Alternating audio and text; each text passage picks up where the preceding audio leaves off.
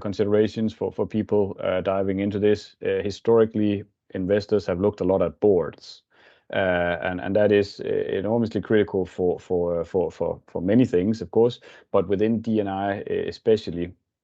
Actually, you could argue that you actually need to look more at the executive level and middle management, because again, anyone that's worked in an organization, you know that the board, or a larger one, is the board is something up in the cloud. It's not really something that you see day to day. It's not something that is affecting the culture, and again, really driving the DI efforts and setting the tone inside companies. So again, if you as an investor really want to push and drive DI, maybe it's not the board where you focus. It's the executive level, middle management. So that would be one.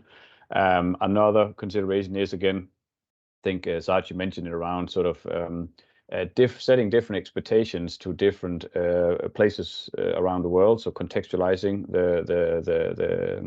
the focus, which basically also leads from a raw data versus scores, which again makes this a little bit more complicated, that many people are used to and prefers raw data. But in DI, if you have a global portfolio, you often have to use scores, because otherwise you can't compare cross-border, and it's not really that meaningful. And again, we can use a classical example around race ethnicity.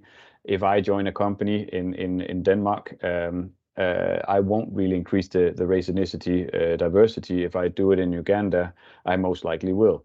So this is why we can't use raw data always. We have to contextualize it and turn it into scores, which then we open up another box of what's the methodology for that and how do we understand this area. The good news is, again, we have already learned from financial risk, from carbon, from all the others, so it actually isn't that hard.